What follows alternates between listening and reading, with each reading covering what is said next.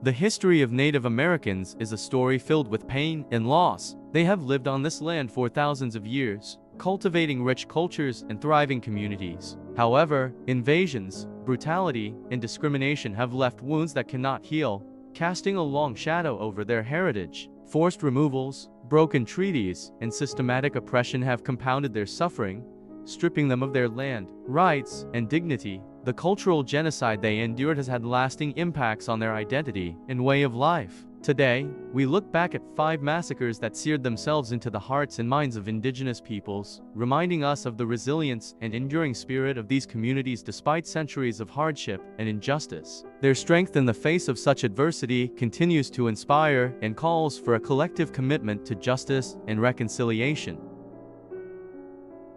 In 1782, at Nen Hutton, Ohio, a group of Pennsylvania militiamen attacked a Lenape village. These Lenape people believed and hoped for safety under American protection. However, they were brutally betrayed. 96 innocent people, mostly women and children, were brutally murdered. The survivors were forced to witness this horrific scene, leaving behind unforgettable, painful memories. The Nen Hutton Massacre has become a symbol of brutality and betrayal deep into the collective memory of the Lenape and other indigenous peoples.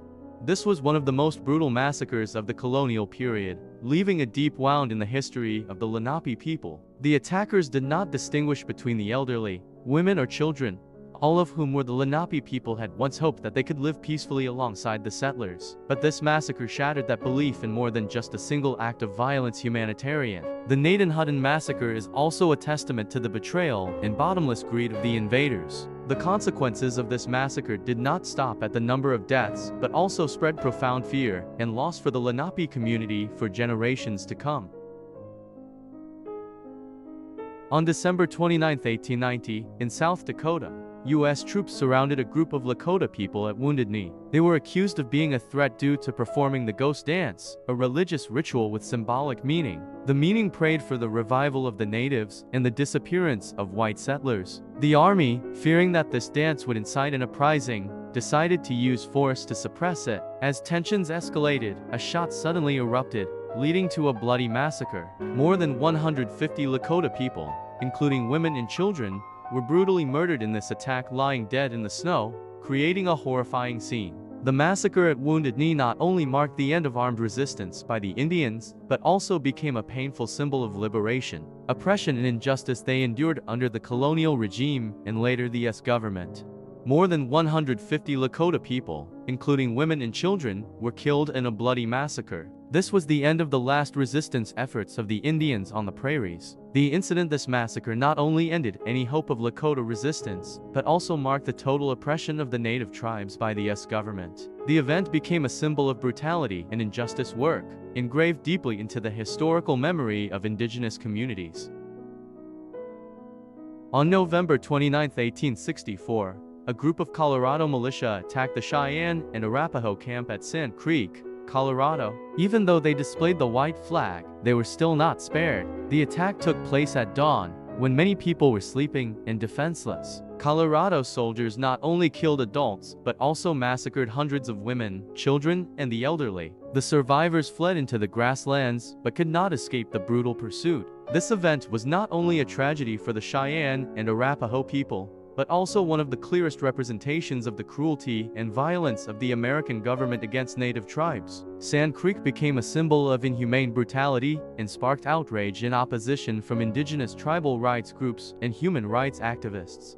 About 230 people, mostly women, children, and the elderly, were brutally murdered. Sand Creek became a symbol of brutality and betrayal. The attack at Sand Creek was more than just a terrible massacre, but also a betrayal of the U.S. government's previous promise of safety for the Cheyenne and Arapaho people. The consequences of this incident span history, causing pain and loss irreplaceable to indigenous communities.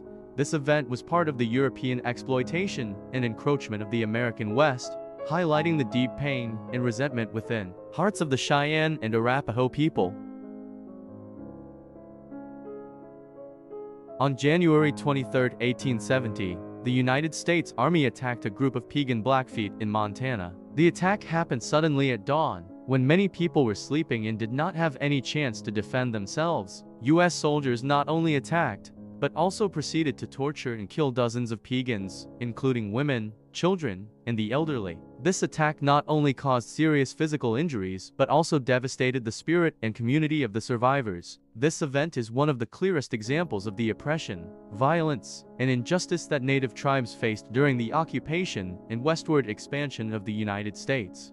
Approximately 173 people, including women and children, were killed. The Marias Massacre was one of the most brutal massacres in Blackfeet history. On January 23, 1870, U.S. troops carried out a terrible attack on the Piegan Blackfeet in Montana. They not only attacked, but also committed cruel and inhumane acts against these innocent people, created a huge wave of outrage in American and international society, making it a symbol of oppression and violence against indigenous peoples. The aftermath of the Marias Massacre lasted for generations later, leaving wounds that cannot heal and raising the need to acknowledge and apologize for the painful events of the past. The attack on Camp Apache, a bloody tragedy in the history of the American West. On April 30, 1871, at Camp Grant, Arizona, an alliance of whites, Mexicans, and Tohono O'odhams carried out a bloody attack that left a tragic mark on history of the American West. The attack occurred at dawn, when the San Carlos Apaches were sleeping. About 100 gunmen, filled with hatred and violence, opened fire on the camp, burned down houses, and looted property. Under sudden attack and lacking weapons and equipment, the Apaches were forced to fight back desperately. However, faced with the overwhelming number and firepower of the enemy, they had to fall. Approximately 144 Apaches, mostly women and children, were brutally murdered by a group of local villagers and mercenaries. The attack happened early in the morning when the victims were sleeping and had no time to react or defend themselves. This brutality was the result of long-standing hatred and fear, sparked by previous conflicts between Apaches and whites. The Camp Grant massacre was not only a tragedy for the Apache people but also a stain on American history, clearly demonstrating cruelty and hatred without limits. Although some of the attackers were later brought to trial, most were acquitted, adding to the outrage and injustice the Apaches endured.